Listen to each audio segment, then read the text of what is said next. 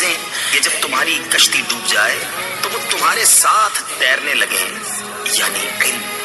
بعض نے کہا کشتی کے غرق ہونے سے مراد موت کے ذریعے بدن کا ہلاک ہونا ہے۔ جو چاہے زندگی ہمیشہ تھام لے وہ علم کو، جو چاہے زندگی ہمیشہ تھام لے وہ علم کو، اگرچہ ڈوب کشتیاں نہ ڈوبتا یہ علم ہے، اگرچہ ڈوب کشتیاں نہ ڈوبتا یہ علم ہے۔ بسم اللہ الرحمن الرحیم۔ الصلاۃ والسلام علیک یا رسول اللہ، الصلاۃ والسلام علیک یا نبی اللہ، الصلاۃ والسلام علیک یا حبیب اللہ، وعلی آلک و اصحابک یا نور اللہ، صلی اللہ تعالی علیہ وسلم۔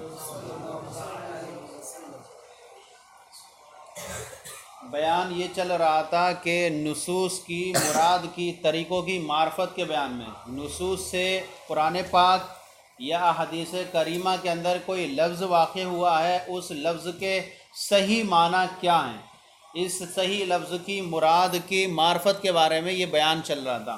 چند طریقے آپ کے سامنے بیان کیے گئے، ان میں سے پہلا طریقہ یہ تھا کہ جب لفظ کسی ایک معنی کے لیے حقیقت ہو اور دوسرے معنی کے لیے مجاز ہو تو امام اعظم کے نزدیک وہاں حقیقت پر محمول کرنا اولا ہے۔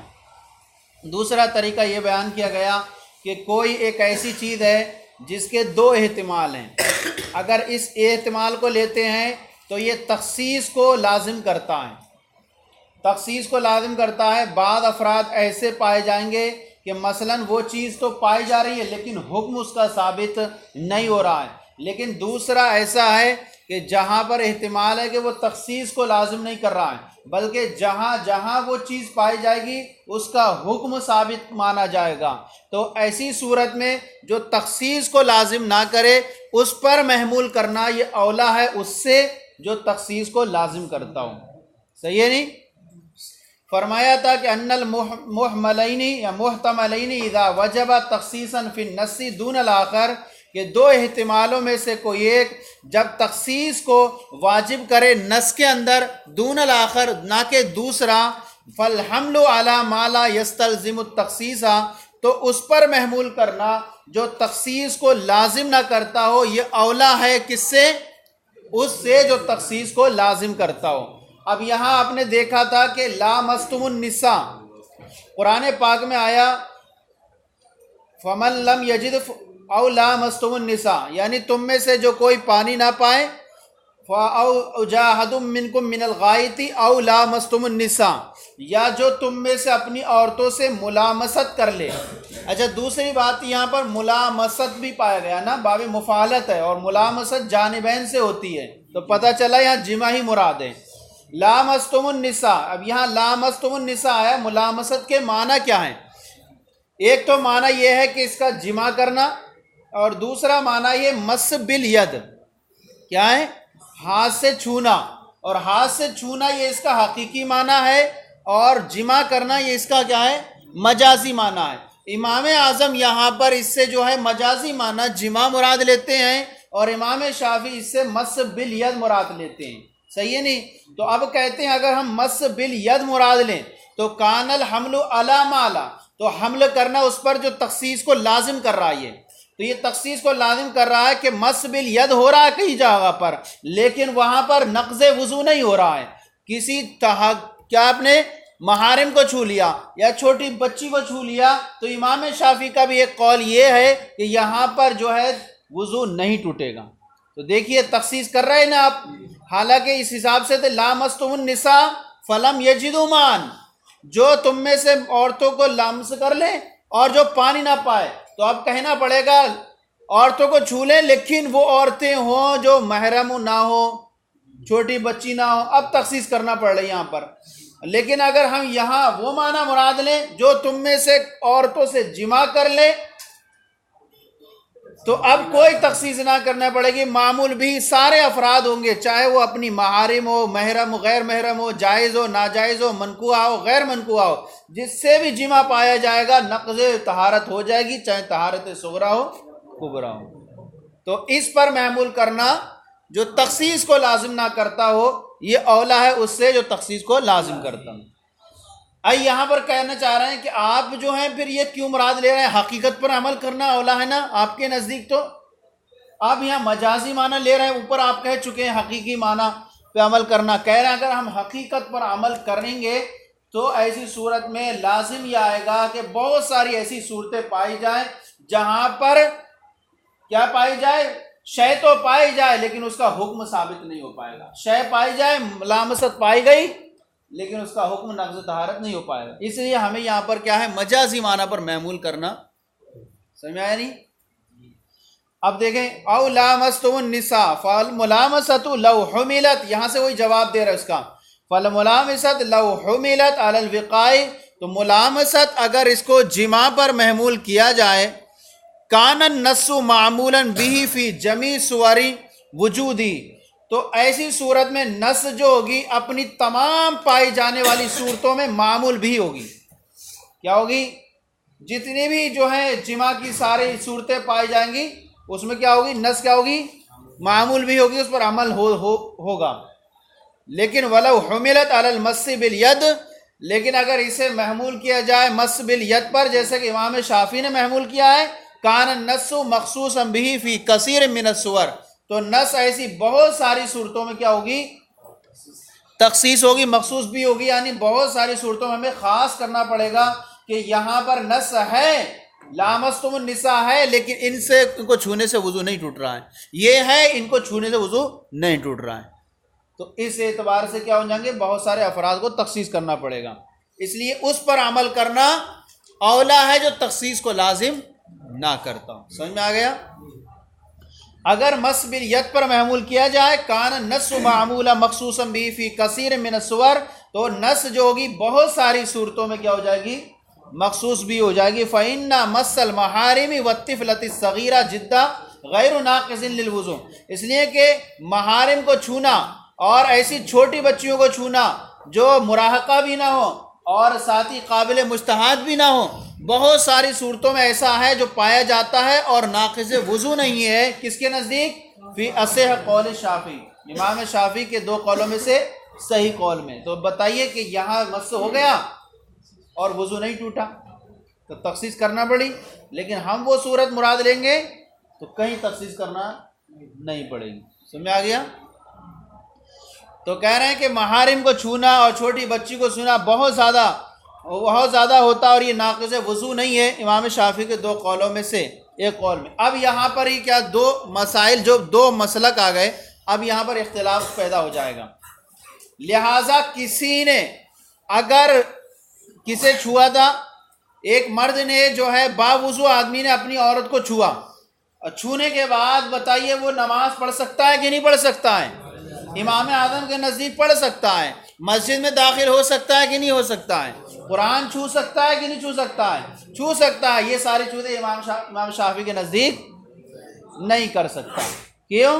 کیونکہ اس کا وضو کیا ہو گیا ہے؟ ہمارے لیکن مس بالید سے کچھ ہوتا نہیں ہے،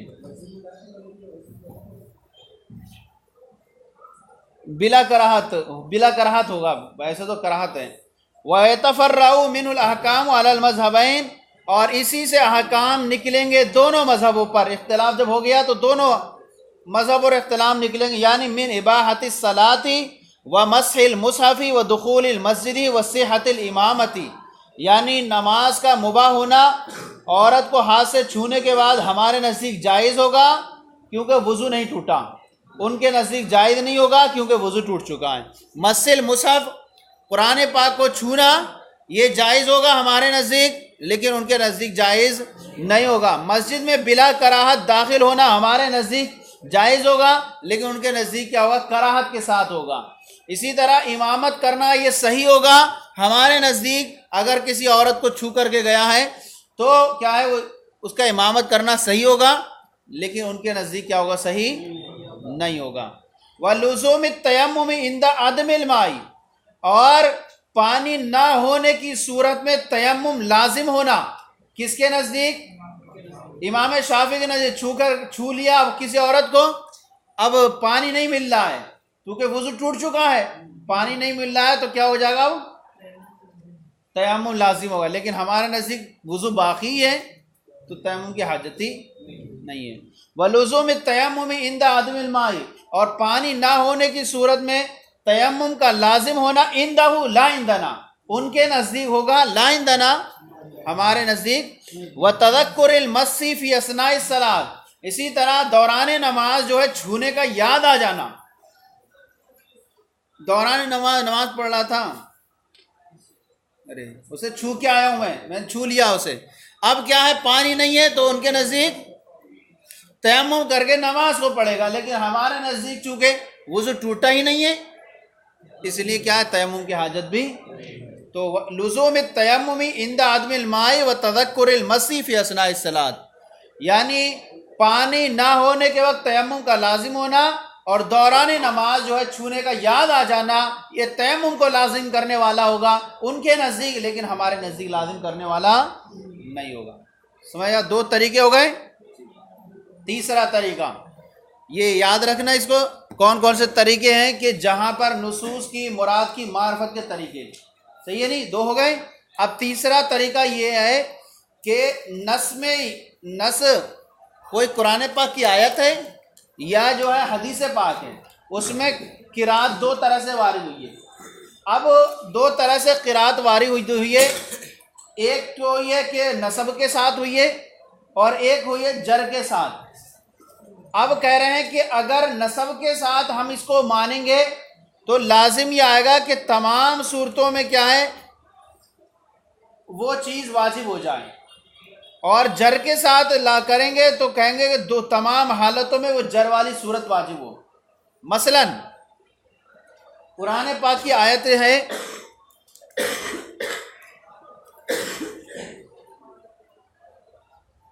فَاغْسِلُوا وُجُوهَكُمْ وَأَيْدِيَكُمْ إِلَى الْمَرَافِقِ وَامْسَحُوا بِرُؤُوسِكُمْ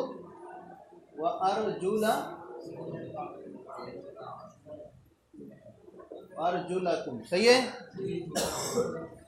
یہ قرآن پاک کی آیت ہے، یعنی اذا قمتم الى الصلاۃ، جب تم نماز کا ارادہ کرو، فاغسلوا وجوہکم، تو اپنے چہروں کو دھو، وایدیکم، اور اپنے ہاتھوں کو دھو، وامسحوا برؤوسکم، اپنے سروں کا مسح کرو، وارجلکم، اور اپنے پیروں کو دھو۔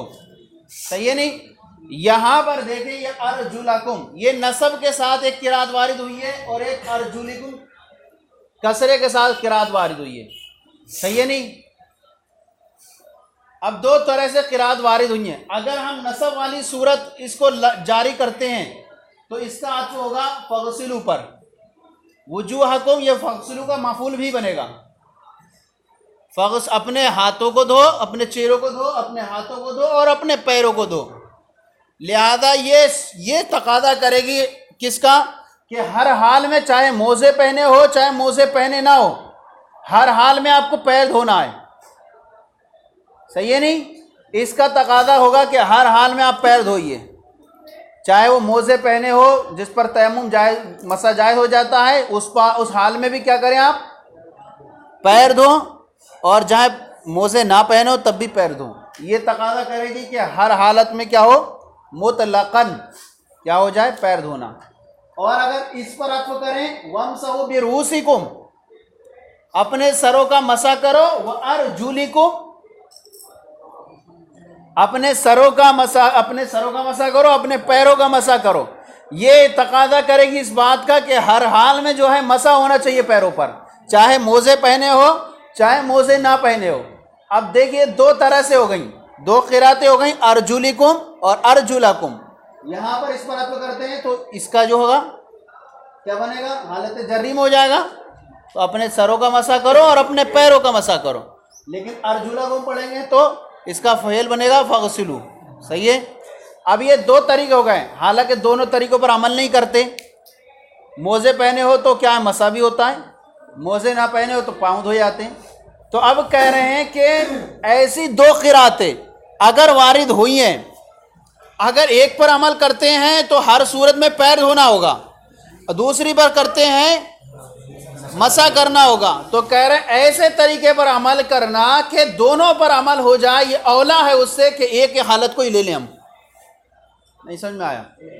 ایسی صورت کو لیا جائے کہ دونوں پر عمل ہو جائے، یہ اولا ہے اس سے کسی ایک ہی حالت پر ہر وقت چلتے رہیں۔ تو کہہ رہے ہیں کہ ہم نصب والی قرات یہ محمول ہوگی اس صورت میں جبکہ آپ موزے نہ پہنے ہوں،